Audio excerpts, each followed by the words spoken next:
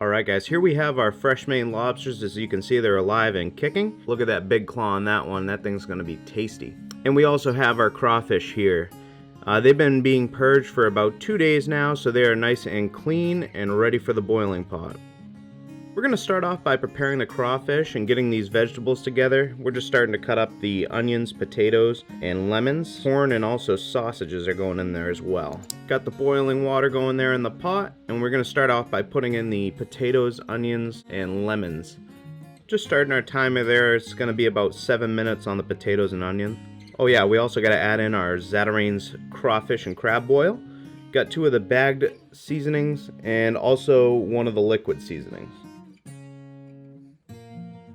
After about 7 minutes, we're going to add in the corn and the kielbasa or the sausages, and then we'll give it about 7 more minutes before we add in the crawfish. And there are crawfish right there, just giving them one last rinse before they go in. There's about 300 of them in there. I was kind of running low on space in there, so we're going to take out the vegetables before we add in the crawfish.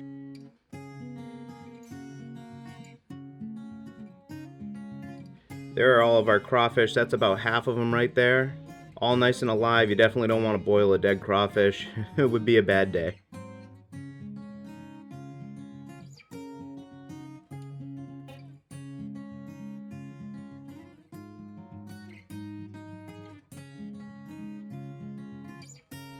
And the second half there.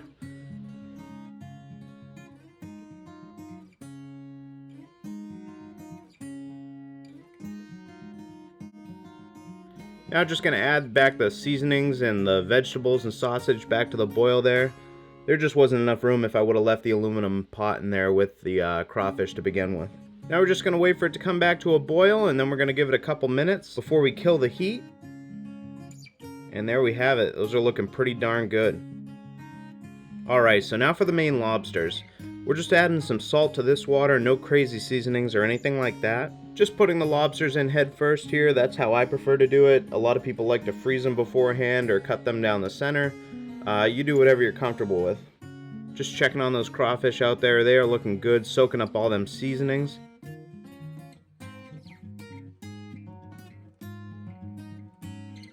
And of course, I'll do you a favor and test one out. Dang, these things are actually really good, and that Zatarain's also adds quite a bit of spice for what it is. Okay, now after the crawfish have cooled off and also the lobsters were done, you can see the melted butter in the background there. We got them out on the table and we're ready to compare the two. I'm going to start by just squeezing some lemon into that butter there. Gives it a little nice extra flavor. And we're going to start on the big crushing claw of this lobster. I always like to start with the claws. Other people like the tails or the legs, but whatever does it for you.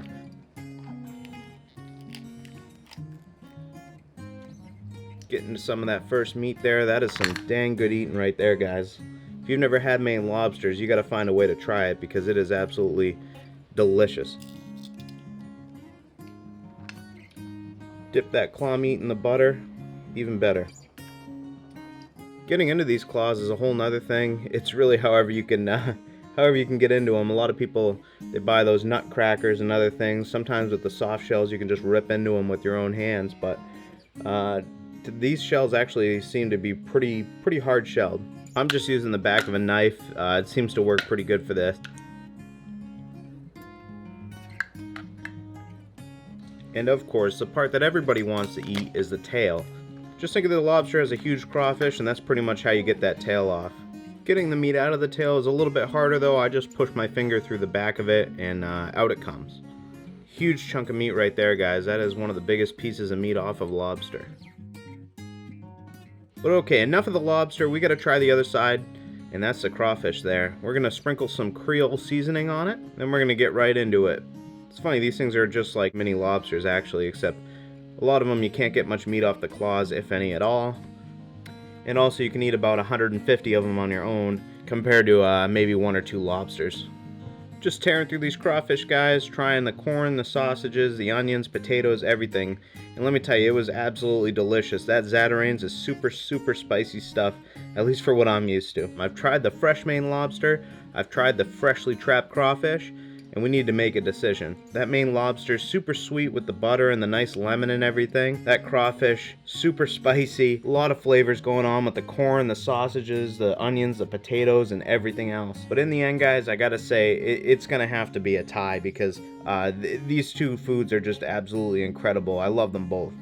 If you guys have the opportunity to try either one of these, whether you're down south or up north, definitely give it a shot. These things are both absolutely delicious. Don't forget, guys, if you want to see more videos from me in the future, hit the subscribe button. And if you want to see how I trap these crawfish, click the video right here. Thank you so much for watching, guys.